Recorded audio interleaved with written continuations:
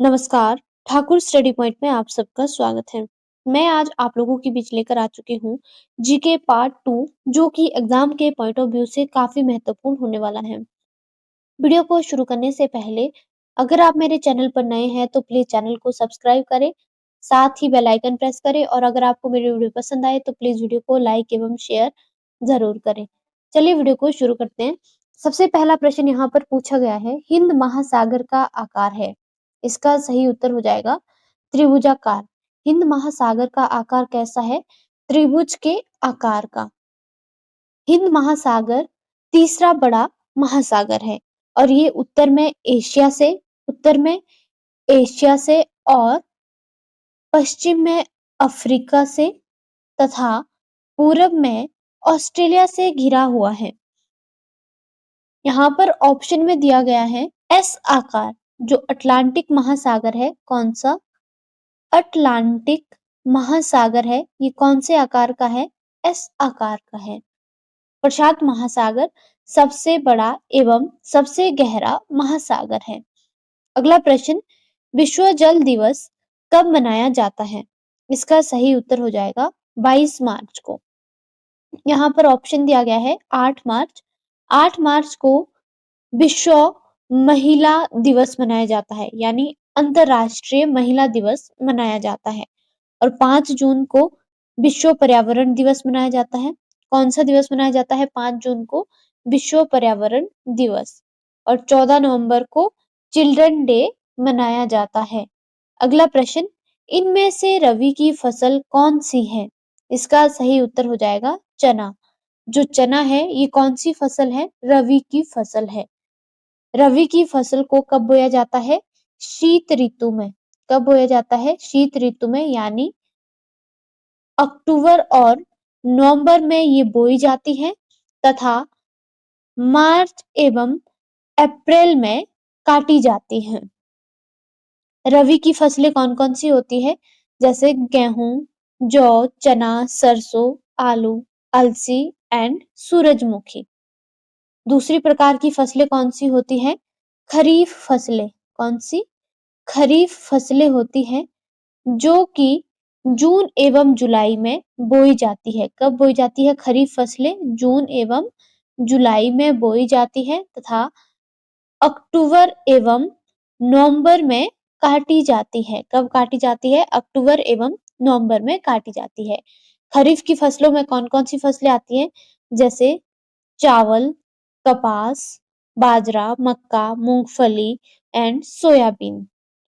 अगला प्रश्न, भारत के राष्ट्रीय गान की रचना किसने की? इसका सही उत्तर हो जाएगा रविंद्रनाथ टैगोर ने। राष्ट्रीय गान की रचना किसने की? रविंद्रनाथ टैगोर ने। राष्ट्रीय गान का पहला संस्करण कब गाया गया? 1911 में कांग्रेस अधिवेशन में गाया गया था।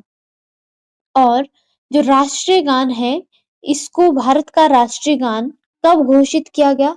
24 जनवरी। कब? 24 जनवरी 1950 में इसे भारत का राष्ट्रीय गान घोषित किया गया और इसको गाने में कितना समय लगता है? 52 सेकंड का समय लगता है। अगर आपसे पूछा जाता है कि वंदे मातरम यानी राष्ट्रीय गीत किसने लिखा? राष्ट्रीय गीत किसने लिखा है? बंकिम चंद्र चटर्जी ने। और ये कहाँ से लिया गया है? आनंद मठ से लिया गया है और इसको सबसे पहले कब गाया गया? 1896 में राष्ट्रीय कांग्रेस अधिवेशन में इसे गाया गया था और 1950 में राष्ट्रीय गीत को राष्ट्रीय गीत का दर्जा दिया गया था। अगला प्रश्न, वास्को डी गामा भारत कब पहुंचा? इसका सही उत्तर हो जाएगा 1498 में। वास्को डी गामा भारत कब पहुंचा? 1498 में। और अगर आपसे पूछा जाता है कि पहला यूरोपीय कौन था जो सबसे पहले समुद्र के रास्ते भारत आया था?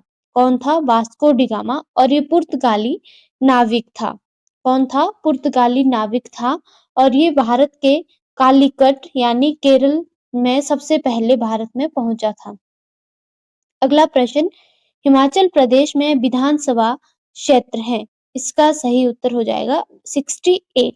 हिमाचल प्रदेश में विधानसभा निर्वाचन के कितने क्षेत्र हैं? 68 सीटें हैं।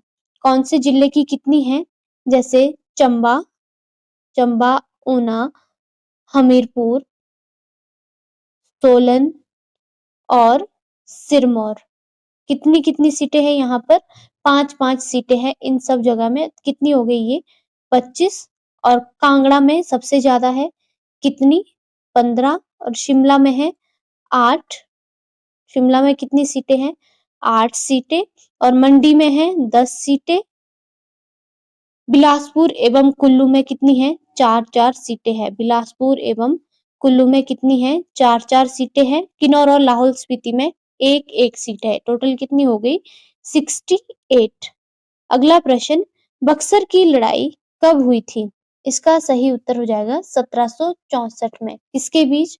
बंगाल के नवाब मीर कासिम और अवध के नवाब सिराजुद्दौला तथा अंग्रेजों के बीच ये वाली लड़ाई लड़ी गई थी। अगला प्रश्न, चंद्रा और भागा नदियों का आपस में संगम किस स्थान पर होता है? इसका सही उत्तर हो जाएगा टांडी में। जो चंद्रा और भागा नदियां हैं, ये किस नदी का निर्माण करती हैं? ये करती है चिनाब नदी का निर्माण करती हैं। अगर आपसे पूछा जाए कि चिनाब नदी का उद्गम स्थल कहाँ पर है? चिनाब नदी का उद्गम स्थल है बारालाचा दर्रे के पास। कहाँ पर? बारालाचा दर्रे के पास चिनाब नदी का उद्गम स्थल है। और चिनाब नदी किसकी सहायक नदी है? चिनाब नदी सिंधु नदी की सबसे बड़ी सहायक नदी है। अगला प्रश्न, प्राचीन ग्रंथों में शिवालिक पर्वत को किस नाम से जाना जाता था? इसका सही उत्तर हो जाएगा मैनाक पर्वत के नाम से, या इसे मानक पर्वत भी कहा जाता है। कौन सा पर्वत? मानक पर्वत भी कहा जाता है। शिवालिक का अर्थ क्या होता है? शिवालिक का अर्थ होता है शिव की जटाएं। अगला प्रश्न, सौरमंडल का सबसे गर्म ग्रह कौन सा है? सौरमंडल का सबसे गर्म ग्रह कौन सा है? शुक्र। जो शुक्र है इसे पृथ्वी की बहन भी कहा जाता है। इसे क्या कहा जाता है? पृथ्वी की बहन तथा भोर का तारा या सांझ का तारा भी कहा जाता है। अगर आपसे पूछा जाए कि सूर्य के सबसे नजदीक का ग्रह कौन सा है?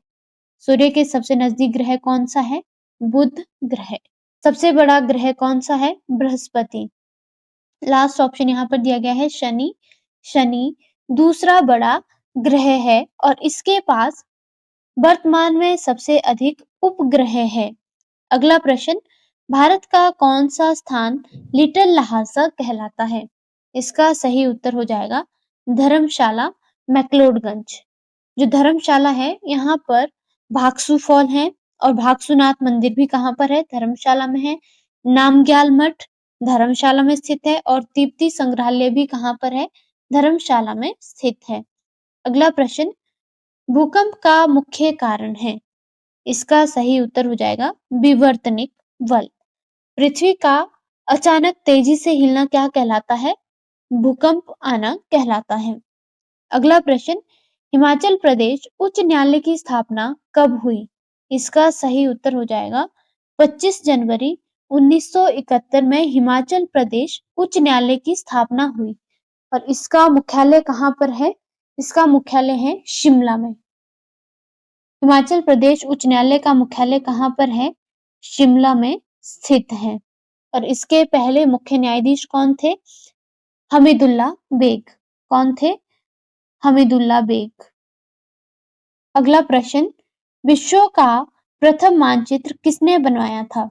इसका सही उत्तर हो जाएगा एनेक्जी-मेंडल ने।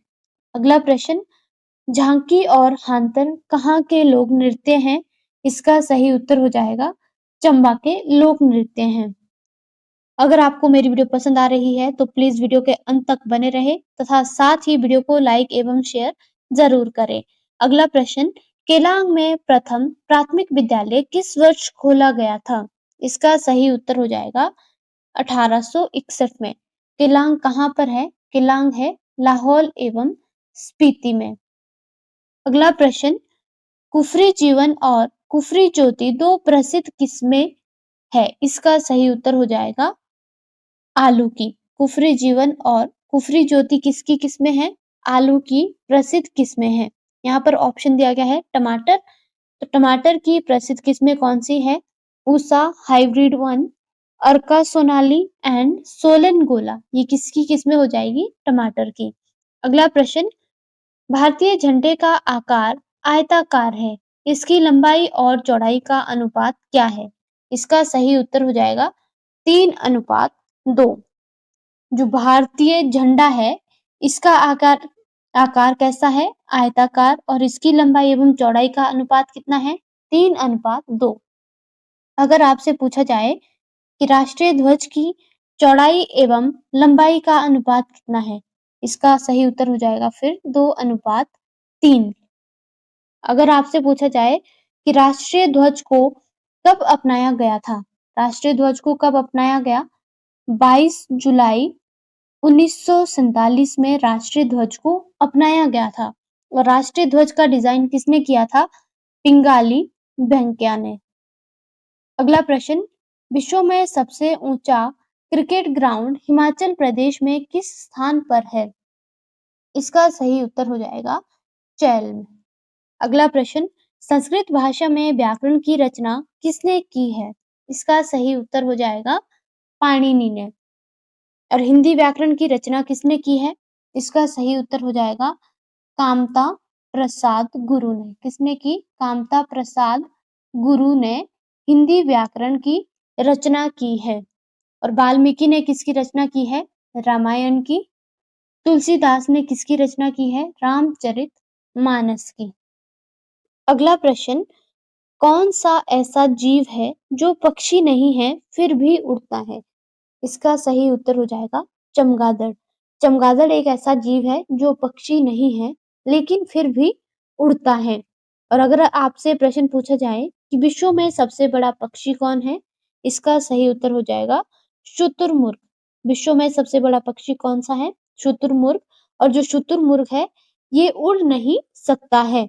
अगला प्रश्न, किताब अल हिंद के लेखक कौन है? इसका सही उत्तर हो जाएगा अल बरूनी।